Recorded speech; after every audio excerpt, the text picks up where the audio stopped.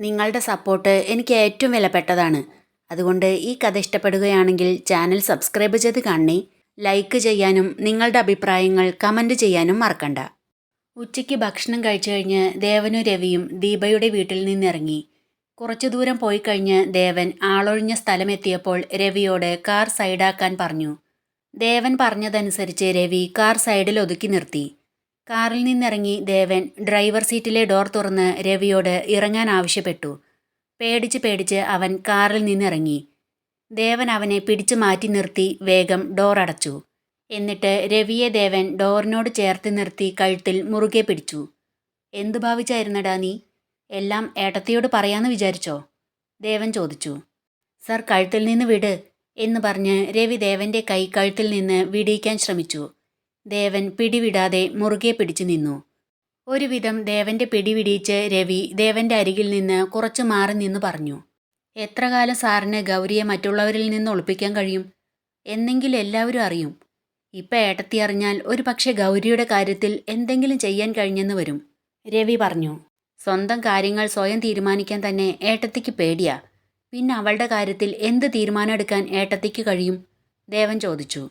ഏട്ടത്തിയോട് കാര്യങ്ങളെല്ലാം പറഞ്ഞ ഗൗരി ഏട്ടത്തിയുടെ വീട്ടിൽ നിർത്തിക്കൂടെ? മഹേന്ദ്രത്തിൽ അവൾ സേഫ് അല്ല സർ. സാറ് താലി കെട്ടിയ പെണ്ണാണ് ഗൗരിയെന്ന് ഹേമാമയോടോ ഭരതൻ സാറോ അറിഞ്ഞാൽ അവളെ കൊന്നുകളയും. അവൾക്ക് പോകാൻ മറ്റൊരിടമില്ലാത്തതുകൊണ്ടാ അവൾ പോകാൻ ശ്രമിച്ചപ്പോൾ ഞാൻ തടഞ്ഞത്. അവൾക്ക് സേഫായ ഒരിടം വേണം സർ, രവി പറഞ്ഞു. ഭരതൻ എന്നല്ല അവൻ്റെ അച്ഛൻ വിചാരിച്ചാൽ പോലും ഗൗരിക്ക് ഒന്നും സംഭവിക്കാതെ നോക്കാൻ എനിക്കറിയാം. പക്ഷേ ഗൗരി ഞാൻ താലി കെട്ടിയ പെണ്ണായാണ് മഹേന്ദ്രത്തിൽ കഴിയുന്നതെന്ന് മറ്റാരും അറിയാൻ പാടില്ല. അത് ഒരു തെറ്റായിരുന്നു. എങ്ങനെയെങ്കിലും ആ താലി അഴിച്ചു കളയണം, ദേവൻ പറഞ്ഞു. അതൊക്കെ പെട്ടെന്ന് നടക്കുന്ന കാര്യമാണോ സാർ? അവൾക്ക് സാറിനെ ഭർത്താവായി അംഗീകരിക്കാൻ കഴിഞ്ഞിട്ടില്ലെങ്കിലും അവളുടെ മനസ്സിൽ സാറ് താലി കെട്ടിയ പുരുഷൻ തന്നെയാ. അതുകൊണ്ടാ സാർ എന്തെങ്കിലും പറയുമ്പോഴേക്കും അവൾ പെട്ടെന്ന് പ്രതികരിക്കുന്നത്. അത് അവളുടെ സമ്മതമില്ലാതെ സാർ അവളുടെ കഴുത്തിൽ താലി കെട്ടിയതിൻ്റെ പ്രതിഷേധാ. അവളോട് പെട്ടെന്ന് തോന്നിയ ദേഷ്യത്തിന് സാർ ചെയ്തതാണെന്ന് അവൾക്കറിയാമെങ്കിലും ആ താലിയിൽ അവൾ വിശ്വസിക്കുന്നുണ്ട്. അതുകൊണ്ടാ അവൾ അത് അഴിച്ചു കളയാത്തത്. അല്ലായിരുന്നെങ്കിൽ അന്ന് സാർ അവളോട് ഓഫീസിൽ നിന്നിറങ്ങി വീട്ടിൽ പോയിക്കൊള്ളാൻ പറഞ്ഞപ്പോൾ ഓഫീസിലെത്തുന്നതിന് മുൻപ് വഴിയിൽ വെച്ച് തന്നെ അവൾക്ക് വേണമെങ്കിൽ അത് അഴിച്ചു കളയായിരുന്നു. എന്നിട്ട് ഒന്നും സംഭവിച്ചിട്ടില്ലാത്തതുപോലെ ഓഫീസിലേക്ക് കയറി ചെല്ലായിരുന്നു. അവൾക്കത് ചെയ്യാൻ കഴിയില്ല. സാറിനെ അവൾക്ക് ഇഷ്ടമല്ല, ഭർത്താവായി അംഗീകരിക്കാൻ കഴിഞ്ഞിട്ടുമില്ല. എന്നാലും അവളുടെ ഉള്ളിൽ അവളിപ്പോൾ ഒരു ഭാര്യയാണെന്ന് തോന്നലുണ്ട്, രവി പറഞ്ഞു. അത് നിനക്കെങ്ങനെ അറിയാം? ദേവൻ ചോദിച്ചു. അതെന്താണ് ഇത്ര ആലോചിക്കാനുള്ളത് സാർ? ഒരു സ്ത്രീ ഭാര്യയാണെന്ന് അറിയിക്കുന്നതിന് വേണ്ടിയാ സീമന്തരേഖയിൽ സിന്ദൂരം തൊടുന്നത്. അത് ഒരു മുടക്കം വരാതെ അവൾ ചെയ്യുന്നുണ്ട്, രവി പറഞ്ഞു. നിന്റെ ഒരു കണ്ടുപിടുത്തം. അവൾ എൻ്റെ ഭാര്യയല്ല, ഞാൻ അവളുടെ ഭർത്താവുമല്ല. എനിക്ക് പറ്റിയൊരു തെറ്റുകൊണ്ട് മാത്രമാണ് അവളിപ്പോൾ മഹേന്ദ്രത്തിൽ നിൽക്കുന്നത്. ആ തെറ്റ് എനിക്ക് എങ്ങനെയെങ്കിലും തിരുത്തണം. അവളെ എത്രയും പെട്ടെന്ന് മഹേന്ദ്രത്തിൽ നിന്ന് ഒഴിവാക്കണം. അത് ഞാൻ താലി കെട്ടിയ പെണ്ണാണെന്ന് പറഞ്ഞ് ഏട്ടത്തിയുടെ അടുത്ത് വിട്ടല്ല. ഏട്ടത്തിയെ കഷ്ടപ്പെടുത്താൻ ഞാൻ ആഗ്രഹിക്കുന്നില്ല. നീ പറഞ്ഞതുപോലെ അവളെ പറഞ്ഞു മനസ്സിലാക്കി മറ്റൊരാളെ കണ്ടെത്തി കല്യാണം കഴിപ്പിച്ചു കൊടുക്കാം, ദേവൻ പറഞ്ഞു. എന്തു പറഞ്ഞു മനസ്സിലാക്കൂ സർ? സാറിന് അവളെ ഭാര്യയായി കാണാൻ കഴിയില്ല, അതുകൊണ്ട് മറ്റൊരു വിവാഹത്തിന് സമ്മതിക്കണമെന്നോ? രവി ചോദിച്ചു. അതെ, അവളുടെ വിവാഹം നടക്കാനിരിക്കുകയായിരുന്നല്ലോ. അയാളുമായുള്ള വിവാഹത്തിനല്ലേ അവൾക്ക് സമ്മതമല്ലാതിരുന്നത്? മറ്റൊരു നല്ല ആളെ കണ്ടെത്തി വിവാഹം കഴിക്കാൻ പറഞ്ഞാൽ അവൾക്ക് സമ്മതിക്കുന്നതിൽ എന്താ ബുദ്ധിമുട്ട്? ദേവൻ പറഞ്ഞു. മറ്റൊരു ബുദ്ധിമുട്ടുമില്ല സാർ. ആ താലി, അതവൾക്കൊരു തടസ്സം തന്നെ ആയിരിക്കും, രവി പറഞ്ഞു. താലി? അത് ഞാൻ താലിയായി കാണുന്നില്ല, ദേവൻ പറഞ്ഞു. പക്ഷേ അവളുടെ മനസ്സിൽ അങ്ങനെയല്ലല്ലോ, രവി പറഞ്ഞു. ഓ, ജീവിതത്തിൽ കയറിക്കൂടുന്ന പെണ്ണുങ്ങളെല്ലാം ഒഴിയാ ബാധ പോലെ പുറകെ കൂടുന്നുണ്ട്. എൻ്റെ മരണം കൊണ്ടേ ഇവരെല്ലാം എന്നെ വിട്ടു പോകൂ, ദേവൻ ദേഷ്യത്തോടെ പറഞ്ഞു. എത്ര തവണ വേണ്ടെന്ന് പറഞ്ഞു സാർ?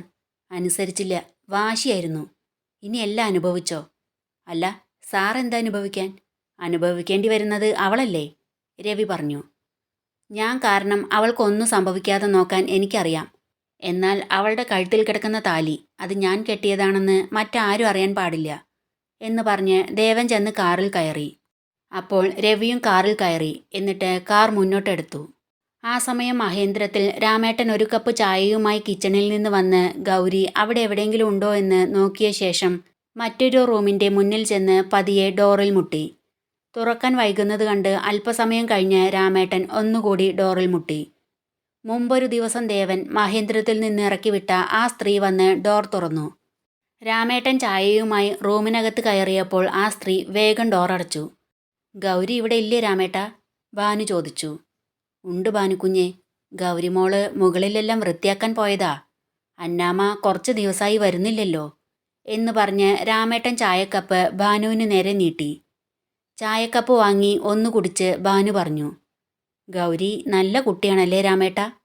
അതെ, ദേവൻ കുഞ്ഞിന് പറ്റിയ കുട്ടിയാ. പക്ഷേ രണ്ടാളും തമ്മിൽ കണ്ട വഴക്കാ, രാമേട്ടൻ പറഞ്ഞു. രണ്ടാൾക്കും തമ്മിൽ ഇഷ്ടമുണ്ടായിട്ടല്ലല്ലോ, എന്തോ ദേഷ്യവും വാശിയും കാരണം പിടിച്ചു കെട്ടിക്കൊണ്ടുവന്നതല്ലേ. എൻ്റെ കുഞ്ഞിനവളെ സ്നേഹിക്കാൻ തോന്നിയാൽ മതിയായിരുന്നു. അവന് നല്ലൊരു ജീവിതം ഉണ്ടായിക്കാണാൻ അത്രയ്ക്ക് ഞാൻ ആഗ്രഹിക്കുന്നുണ്ട്. അവൻ്റെ ജീവിതം ഇങ്ങനായിത്തീരാൻ ഞാനും ഒരു കാരണാ. അഞ്ജലിയെ ഇഷ്ടാണ്, കല്യാണം നടത്തി തരണമെന്ന് പറഞ്ഞപ്പോൾ ഞാൻ അന്ന് സമ്മതിച്ചാൽ മതിയായിരുന്നു അല്ലേ രാമേട്ട? എന്നാൽ എൻ്റെ കുഞ്ഞിൻ്റെ ജീവിതം ഇങ്ങനെ ആവില്ലായിരുന്നു. ഏട്ടൻ്റെ വാക്ക് വിശ്വസിച്ച് ഞാൻ എൻ്റെ കുഞ്ഞിൻ്റെ ജീവിതം തകർത്തു. മഹി, അവനെ അയാൾ ഇല്ലാതാക്കി എന്ന് പറഞ്ഞ് ഭാനു അവിടെ നിന്ന് കരയാൻ തുടങ്ങി. ഭാനുക്കുഞ്ഞെ കരയാതെ, അതെല്ലാം കഴിഞ്ഞു പോയില്ലേ. ഇനിയിപ്പോൾ അത് പറഞ്ഞ് കരഞ്ഞിട്ടെന്താ? ചായ കുടിച്ച് കപ്പ് തരൂ, ഞാൻ ചെല്ലട്ടെ. ഗൗരിമോള് പെട്ടെന്ന് ഇറങ്ങി വന്നാലോ? നാളെ താഴെ ക്ലീൻ ചെയ്യണമെന്ന് ഗൗരിമോള് പറയുന്നുണ്ടായിരുന്നു. രാവിലെ ദേവൻ കുഞ്ഞ് പോയി കഴിഞ്ഞാൽ ഉടൻ ഗൗരിമോള് കാണാതെ ഭാനുക്കുഞ്ഞ് മുകളിലെ റൂമിലേക്ക് പോയിക്കോളൂ, രാമേട്ടൻ പറഞ്ഞു. ഭാനു പെട്ടെന്ന് ചായ കുടിച്ച് തീർത്ത് കപ്പ് രാമേട്ടന് കൊടുത്തിട്ട് പറഞ്ഞു. ഗൗരി നല്ല ഐശ്വര്യമുള്ള കുട്ടിയാണല്ലേ രാമേട്ട?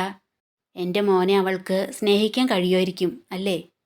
എല്ലാം ശരിയാകും ഭാനുക്കുഞ്ഞെ, ഞാൻ ചെല്ലട്ടെ. ഗൗരിമോള് താഴേക്ക് ഇറങ്ങി വന്നാലോ എന്ന് പറഞ്ഞ് രാമേട്ടൻ ഭാനുവിൻ്റെ റൂമിൽ നിന്ന് പുറത്തേക്ക് ഇറങ്ങുമ്പോഴാണ് ദേവൻ വരുന്നത്. രാമേട്ടൻ ചായക്കപ്പുമായി ആ റൂമിൽ നിന്ന് പുറത്തേക്ക് വരുന്നത് കണ്ട് ദേവൻ ചോദിച്ചു. ആ റൂമിൽ ആരാ രാമേട്ട? ആരുമില്ല കുഞ്ഞെ. ഗൗരിമോള് കുറച്ചു മുമ്പ് ഇവിടെയെല്ലാം വൃത്തിയാക്കുമ്പോൾ ചായ കൊണ്ടുപോയി കൊടുത്തിരുന്നു. അത് കുടിച്ച് കപ്പ് അവിടെ തന്നെ വെച്ചിരിക്കുകയായിരുന്നു. അതെടുക്കാൻ പോയതാ, രാമേട്ടൻ പറഞ്ഞു. അവൾ കുടിച്ച ചായയുടെ കപ്പ് രാമേട്ടൻ കഴുകണ്ട, അത് അവൾ തന്നെ കഴുകി വെക്കട്ടെ എന്ന് പറഞ്ഞ് ദേവൻ മുകളിലേക്ക് സ്റ്റെയർ കേസ് കയറിപ്പോയി. ഭാനു ഡോറിൻ്റെ അടുത്ത് വന്ന് ദേവൻ പറയുന്നതെല്ലാം കേട്ട് നിൽക്കുകയായിരുന്നു. പിന്നീട് ശബ്ദമൊന്നും കേൾക്കുന്നില്ലെന്ന് കണ്ട് ഒരാശ്വാസത്തോടെ ദീർഘനിശ്വാസം വിട്ടു. പിടിക്കപ്പെട്ടുവെന്ന് കരുതി. ഭാഗ്യം കൊണ്ട് രക്ഷപ്പെട്ടു. എത്ര നാളിവിടെ ഇങ്ങനെ ഒളിച്ചു കഴിയേണ്ടി വരുമെന്നറിയില്ല. എന്നെങ്കിലും ഒരിക്കൽ പിടിക്കപ്പെടും. അന്ന് എൻ്റെ മോനോട് എന്തു പറയും ഞാൻ? എന്നെ മനസ്സിലാക്കാനും വിശ്വസിക്കാനും എൻ്റെ മോന് കഴിയോ? ഭാനു മനസ്സിൽ വിചാരിച്ചു. ദേവൻ റൂമിനടുത്ത് എത്തിയപ്പോൾ അവൻ്റെ റൂമിൻ്റെ തൊട്ടപ്പുറത്തെ റൂമിൽ നിന്ന് ഗൗരിയുടെ വളയുടെ കിൽക്കും കേട്ട് അവൻ ശബ്ദമുണ്ടാക്കാതെ അവിടേക്ക് എത്തി നോക്കി. കട്ടിലിൽ നിന്ന് ബെഡ് താഴേക്ക് മാറ്റിവെച്ച് കട്ടിലിന് മുകളിൽ ഒരു ചെയർ എടുത്തു വെച്ച് അതിൽ കയറി നിന്ന് ഫാനിൽ പറ്റിപ്പിടിച്ചിരിക്കുന്ന പൊടി തുടച്ചെടുക്കുകയായിരുന്നു ഗൗരി. ചെയറിന് മുകളിൽ കയറി എത്തി വലിഞ്ഞു നിന്ന് ഫാൻ തുടയ്ക്കുന്നത് കണ്ട് ദേവൻ എടി എന്ന് വിളിച്ചതും അവൾ ഞെട്ടി ചെയറിൽ നിന്ന് താഴേക്ക് വീഴാൻ തുടങ്ങുമ്പോൾ അവൻ ഓടിച്ചെന്ന് അവളെ പിടിച്ചു. ചെയറിന് മുകളിൽ നിന്ന് അവൻ്റെ നെഞ്ചിലേക്കാണ് അവൾ വീണത്. തന്നോട് ചേർന്നു നിൽക്കുന്ന അവളുടെ മനോഹരമായ ആ കണ്ണുകളിലേക്ക് നോക്കി അവൻ കുറച്ചു നേരം അങ്ങനെ നിന്നു. തന്നെ വിടാതെ മുറുകെ പിടിച്ചിരിക്കുന്ന അവൻ്റെ കയ്യിൽ നിന്നും അവൾ കുതറി മാറി. എന്താ നീ ഇവിടെ ചെയ്യുന്നത്? ദേവൻ ഒരു പരുങ്ങലോടെ ചോദിച്ചു. ഞാൻ എന്താ ചെയ്യുന്നതെന്ന് കാണാൻ പാടില്ലേ? ഗൗരി ചോദിച്ചു. എന്താ നിന്റെ ഭാവം? കുക്കിംഗ്, ക്ലീനിങ് എല്ലാം ഏറ്റെടുത്തിരിക്കുകയാണല്ലോ. ഇവിടെ കൂടാൻ തന്നെ തീരുമാനിച്ചോ? ദേവൻ ചോദിച്ചു. ഞാൻ ഇത്രയും കാലം താമസിച്ചിരുന്നതൊന്നും എൻ്റെ സ്വന്തം വീടായിരുന്നില്ല. അവിടെയെല്ലാം ഞാൻ ഇതുപോലെ തന്നെ പാചകം ചെയ്യുകയും വൃത്തിയാക്കി വയ്ക്കുകയും ചെയ്തിരുന്നു. എൻ്റെ മുത്തശ്ശി എന്നെ പഠിപ്പിച്ചിരിക്കുന്നത് മരത്തിന് ചുവട്ടിലാണ് കഴിയുന്നതെങ്കിലും അവിടെ വൃത്തിയാക്കി വെക്കണമെന്നാ. ഇതെൻ്റെ ഭർത്താവിൻ്റെ വീടല്ലേ, അപ്പോൾ പിന്നെ എൻ്റെ സ്വന്തം വീട് തന്നെയല്ലേ. പിന്നെ ഞാനിവിടെ കുക്കിങ്ങും ക്ലീനിങ്ങുമായി കൂടുന്നതിൽ എന്താ തെറ്റ്? ഗൗരി ചോദിച്ചു. അത് കേട്ട് ദേവൻ ഒരു ഞെട്ടലോടെ ഗൗരിയെ തന്നെ നോക്കി നിന്നു.